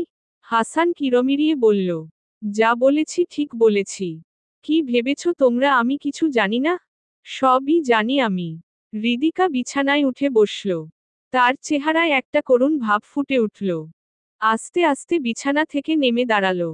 বলল, তুমি ভুল জানো। তুমি ভুল বুঝেছ। শিহাব ভাইয়ার সাথে আমাকে জড়িয়ে যেই বিশ্রী চিন্তা তুমি করলে তার পুরোটাই ভুল। হৃদিকা থামল। তার কথা বলতে কষ্ট হচ্ছে। পা টলছে, শুয়ে পড়তে মন চাইছে। হাসান বলল, কোনো কিছুই ভুল না। আমি সব নিজের চোখে দেখছি। দেখেছি কিভাবে তোমরা আমাকে রেখে সমুদ্র সৈকতে ঘুরতে গিয়ে প্রেমলীলায় মগ্ন হয়েছিলে। ভেজা শরীরে তোমাকে দেখে আমার হৃদয় চৌচির হয়ে গিয়েছিল। আমি তোমার স্বামী অথচ তুমি নির্ভর হও শিহাবের উপর। সব কিছুতে শিহাবকে ডেকে আনো। আর ওই 2 টাকার শিহাব যার যোগ্যতা নেই আমার সামনে দাঁড়ানোর, সে আমাকে উপদেশ দেয় বউকে ভালোবাসার। আমি তোমাকে সব দিয়েছি, লাক্সারিয়াস লাইফ, বাড়ি গাড়ি সব। এরপরেও তুমি শিহাবের কাছে আমাকে ছোট করেছ, আমাকে ফেলে রেখে তার কাছে গিয়েছ। এরপরও বলছো আমি যা ভাবছি তা ভুল? হৃদিকা পলকহীন চোখে তাকিয়ে হাসানের সবগুলো কথা শুনল। তার বাকশক্তি লোপ পেয়েছে হাসানের কথা শুনে। তার মনে কোনো দুঃখের অনুভূতিও জাগছে না। হাসান ক্ষিপ্র হয়ে বলল, কি হলো জবাব দাও। হৃদিকা হঠাৎ ফিক করে হাসল। তার হাসি কষ্টের হাসি। অশ্রুসিক্ত চোখে হাসানের দিকে তাকিয়ে বলল, তুমি আমাকে সব দিয়েছ কিন্তু কখনো কি জানতে চেয়েছ আমার আসলেই প্রয়োজন মিটেছে কিনা? তুমি বললে আমি শিহাব ভাইকে ডাকি সব সময়। কিন্তু তুমি যদি তোমার স্টাডি রুমের বাইরে তোমার নিজস্ব জগতের বাইরে একবার উকি দিতে তবে দেখতে পেতে আমি চাতক পাখির মতো তোমাকে কত ডেকেছি, কত মিনতি করেছি। তুমি সেসবে কোনোদিন সাড়া দাওনি। আমি একাকিত্বে মরে যাচ্ছিলাম, তুমি এসে পাশে বসনি। উল্টো এসবে বিরক্ত হয়েছ। শিহাব ভাই আমার হতাশা কাটানোর জন্য হাওয়া পরিবর্তন করতে বাইরে নিয়ে যেত। তোমাকে হাজার অনুরোধ করেও আমাদের সাথে নিতে পারিনি। তুমি বলছো আমি ভেজা গায়ে বাড়ি ফিরেছি কেন? ওই দিন সৈকতে কিছু বাচ্চা ছেলেমেয়ে ফুটবল খেলছিল, আমি তাদের সাথে খেলেছি, ভিজেছি। আর তুমি ভেবেছ ঝোপের আড়ালে আমি আর শিহাব ভাই খারাপ কিছু করেছি। এইসব তোমার ভ্রম। তোমার নোংরা মস্তিষ্কের অতিরঞ্জিত চিন্তা। লেখালেখির জগতে তুমি এতটাই মগ্ন থাকো যে বাস্তব জীবনকেও কল্পনার সাথে গুলিয়ে ফেলেছ। হাসান অবিশ্বাসী কণ্ঠে বলল, মিথ্যে বলছো আমাকে। আমি জানি তুমি মিথ্যে বলছো। এসব আমার অতিরঞ্জিত চিন্তা না। সব কিছুই সত্যি। হৃদিকা ডুকরে কেঁদে উঠল। তার কথা বলতে কষ্ট হচ্ছে, শ্বাস নিতেও হালকা কষ্ট হচ্ছে। মাথার ভেতর সব যেন উল্টপালট হয়ে যাচ্ছে। তাও সে নিজেকে শক্ত করে বলল, সত্যি কি মিথ্যা তা একবার জিজ্ঞেস অন্তত করতে পারতে। তোমার মনে সন্দেহ ছিল সেটা আমাকে জানাতে পারতে। আমরা তো স্বামী স্ত্রী, আমাদের সম্পর্ক তো এমন হওয়ার কথা ছিল না। আমাদের সম্পর্ক তো আত্মার সম্পর্ক হওয়ার কথা ছিল। এক আত্মার কষ্ট হলে অন্য আত্মাটিরও কষ্ট পাওয়ার কথা ছিল। হাসান বিভ্রান্তি নিয়ে তাকিয়ে রইল হৃদিকার দিকে। হৃদিকা কি বলছে এসব? ও কি নতুন গল্প ফেদে হাসানকে ঠকানোর চেষ্টায় আছে? হৃদিকা কাঁদছে। শরীরের অসুস্থতা আর হাসানের সন্দেহ সবকিছু মিলিয়ে সে বিপর্যস্ত। তারপরও সে হাসানের কাছেই আশ্রয় চাইল। দুহাত বাড়িয়ে কেঁদে কেঁদে বলল, আমাকে একটু জড়িয়ে ধরো হাসান। আমার কেমন জানি লাগছে। তোমার সন্দেহ থাকলে আমার কাছে এসো, আমি তোমার সব ভুল ভেঙে দিব। আমি তোমাকে ভালোবাসি। আমি কেন তোমাকে ছেড়ে অন্য কারো কাছে যাব? হাসান বিস্ফোরিত চোখে তাকিয়ে রইল হৃদিকার দিকে। হৃদিকা হাসানের দিকে এগিয়ে আসছে। হাসান 2 কদম পিছিয়ে গেল। তার চোখে ভয়। হৃদিকার কথা যদি সত্যি হয় তবে হাসান এতদিন ভুল ছিল। সে যা করেছে সবই ভুল ছিল। হাসান দুপাশে মাথা নাড়ল। সে সবকিছুতেই পারফেক্ট। তার কোনো ভুল হতে পারে না। তার জীবনে কোনো ভুল নেই, কোনো খুঁত নেই। হৃদিকা কাঁদতে কাঁদতে হাসানের দিকে এগিয়ে আসছে। সে হাসানের কাছ থেকে কেবল উষ্ণ ভালোবাসার স্পর্শ চায়। সে বুঝতে পারছে হাসান তা চায় না। কিন্তু তারপরেও হৃদিকা এগিয়ে আসছে হাসানের দিকে। জীবন মরণের সন্ধিক্ষণে এসে কেবল হাসানের কাছেই সে আশ্রয় চায়। কিন্তু হাসানের কাছে পৌঁছানোর আগেই তার শরীরের সমস্ত শক্তি শেষ হয়ে গেল। চোখ উল্টে লুটিয়ে পড়ল ফ্লোরে। হাসান দৌড়ে আসলো হৃদিকার কাছে। হৃদিকাকে ডাকল কিন্তু হৃদিকা চোখ খুলল না। উন্মাদ হাসান হৃদিকাকে বুকের সাথে জড়িয়ে ধরে চিৎকার করতে লাগল। হাসপাতালের কেবিনের সামনে দেয়ালের সাথে ঠেস দিয়ে দাঁড়িয়ে আছে হাসান। তার দৃষ্টি নিচের দিকে। বাইরে তাকে দেখতে সুস্থির মনে হলেও তার ভেতরে যুদ্ধ চলছে। মনে চলছে দ্বন্দ্ব। হৃদিকা কি সত্য বলছে? যদি সত্য বলেই থাকে তবে এতদিন হাসান যা ভেবে এসেছে সব তার নেগেটিভ চিন্তাভাবনা? না, তা হবে কেন? সে নিজের চোখে সব দেখেছে। দুজনকে হাসতে দেখেছে, একসাথে ঘুরতে দেখেছে, একসাথে ঘরের ভেতর ঘন্টার পর ঘন্টা সময় কাটাতে দেখেছে। কিন্তু ঘরের ভেতর কি করেছে সেটা কি দেখেছে? হাসান কি কোনোদিন হৃদিকা আর শিহাবকে নিজের চোখে পরকিয়া করতে দেখেছে? চাক্ষুষ প্রমাণ পেয়েছে? যদি উত্তর না হয় তবে কিসের ভিত্তিতে হাসান এত বড় শাস্তি দিল হৃদিকাকে? হাসান নিজের মাথার চুল খামছে ধরল। না না, তার কেন ভুল হবে? সে হাসান শাহরিয়ার। তার সমস্ত কিছুই পানির মতো স্বচ্ছ। তার জীবন ত্রুটিহীন। সে সব কিছুতেই পারফেক্ট। তাহলে তার কেন ভুল হবে এই ব্যাপারে? সে তো জেনেবুঝে সব করেছে। সে হাসান শাহরিয়ার। তার কেন জানা বোঝায় ভুল হবে? হৃদিকা মিথ্যা বলছে। শরীরে ভাইরাসের প্রভাবে হ্যালুসিনেশন করছে, মিথ্যে বলছে। হাসানের চিন্তা ভাবনার মাঝেই ডক্টর বেরিয়ে আসল কেবিন থেকে। হাসানের দিকে সান্ত্বনার দৃষ্টিতে তাকালো। হাসানের কাঁধে হাত রেখে বলল, me Hasan, I am sorry. আপনার স্ত্রী রেয়ার একটা ভাইরাসে আক্রান্ত। এই ভাইরাসে একবার আক্রান্ত হলে মৃত্যু অনিবার্য। হাসান জানে সব, তারপরও সে অস্থির হয়ে উঠল। ডাক্তারের হাত ধরে বলল, প্লিজ ডক্টর, আমার স্ত্রীকে বাঁচান। যেভাবে পারেন, যত টাকা লাগে।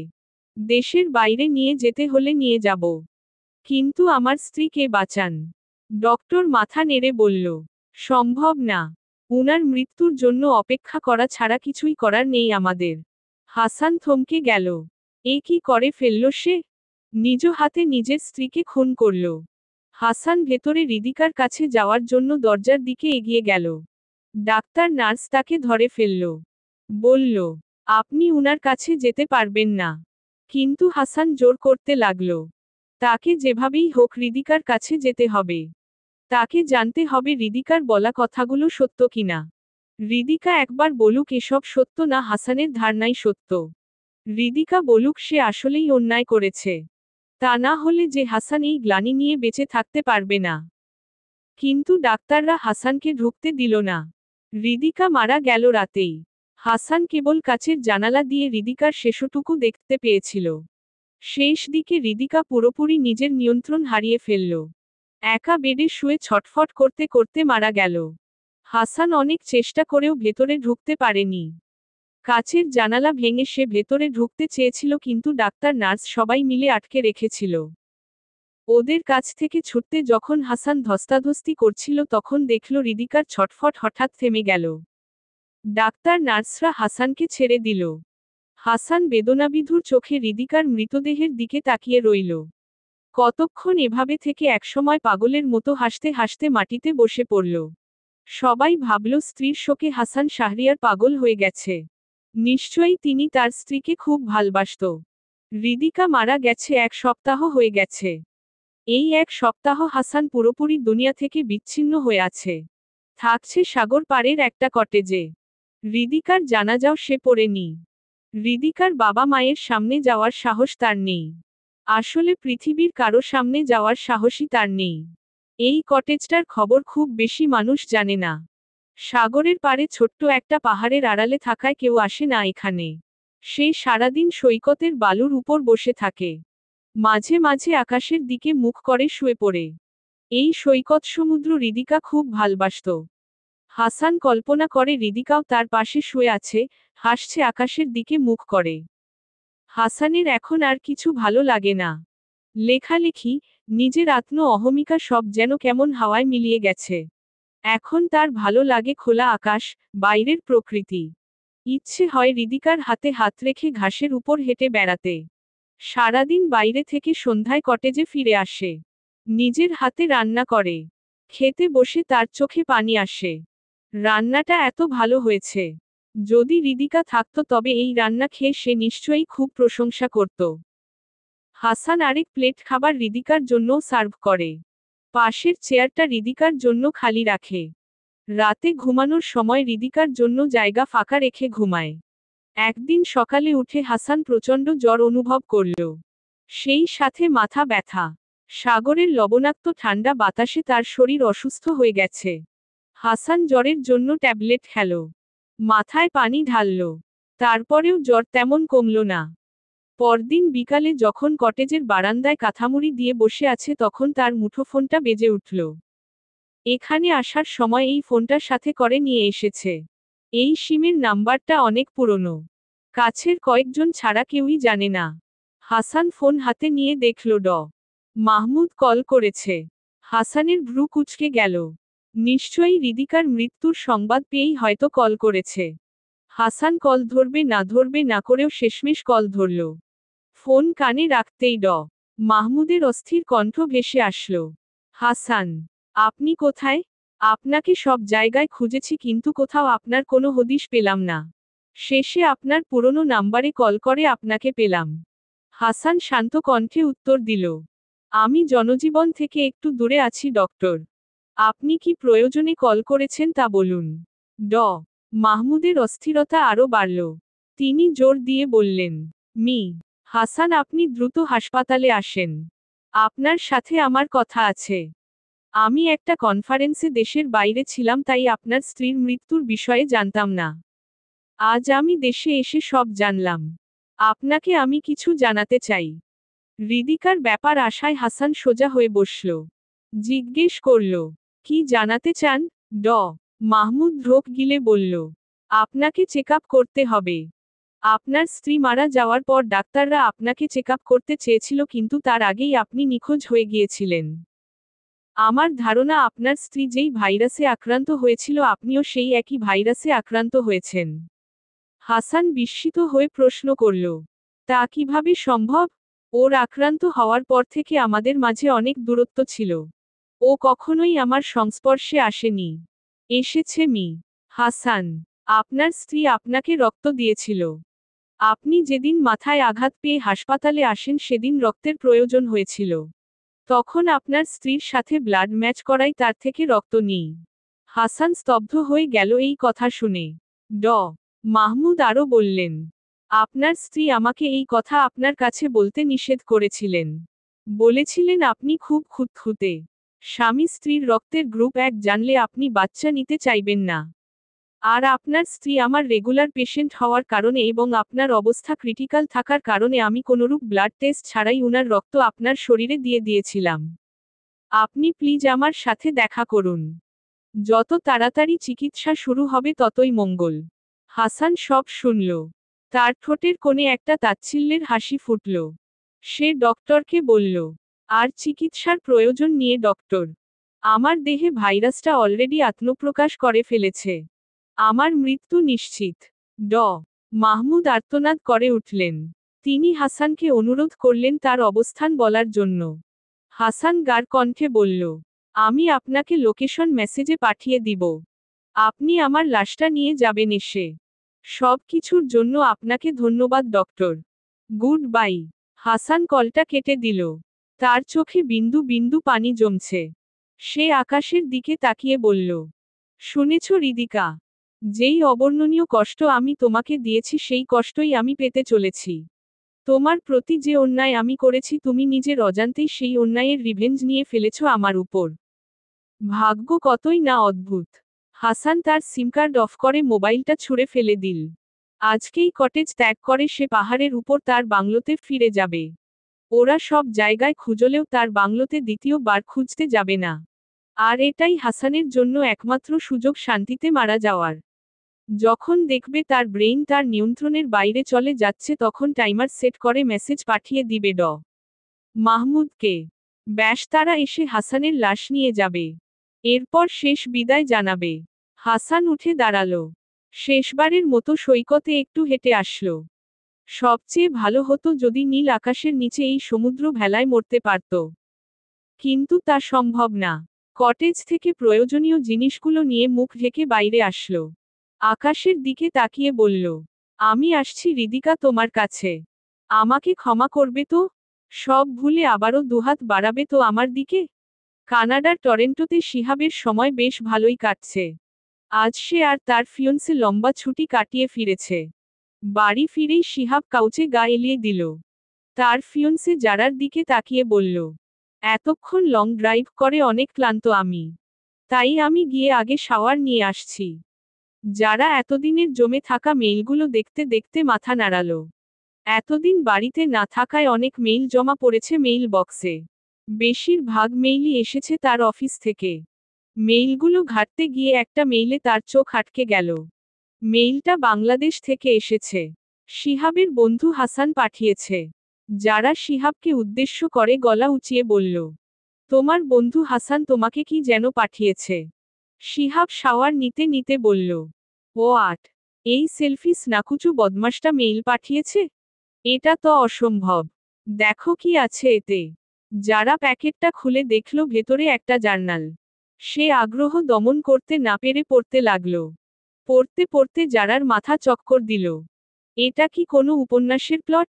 শুনেছে হাসান নাকি লেখক? তাহলে হাসান কি কোনো উপন্যাস লিখে পাঠিয়েছে শিহাবকে? এত ভয়ঙ্কর ঘটনা তো বাস্তবে কোনো স্বামী তার স্ত্রীর সাথে করতে পারে না। শিহাবের নাম দেখে যারা চমকে উঠল। সে সবটা পড়ল। পড়ে স্তব্ধ হয়ে বসে রইল। এটা কি সত্যি?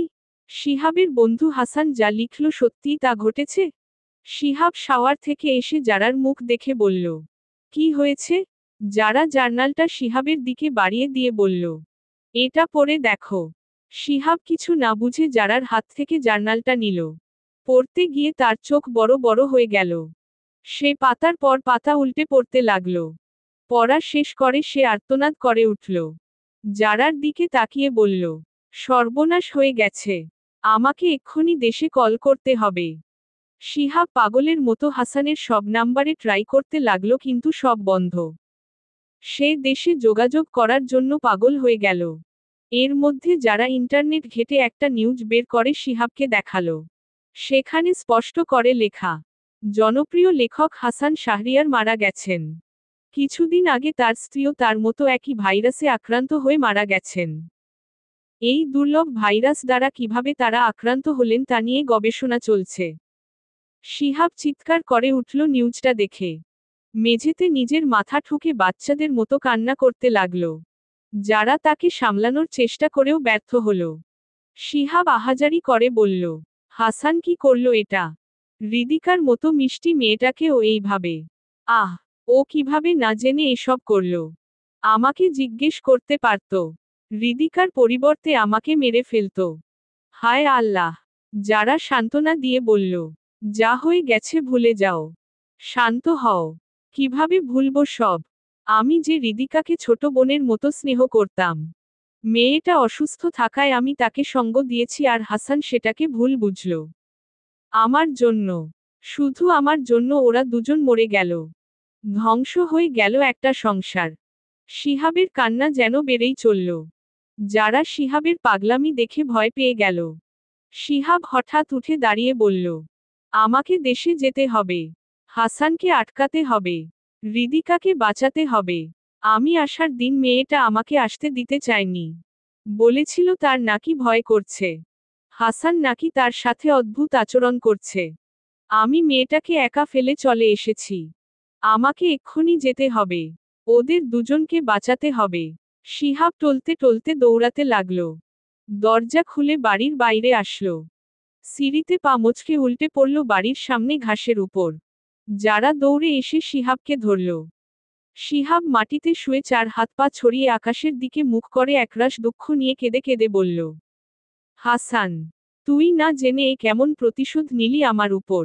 এসব জেনে আমি সারা জীবন কিভাবে বাঁচব? আমি বেঁচে থেকেও যে আগুনে পুড়ে ছাই হব।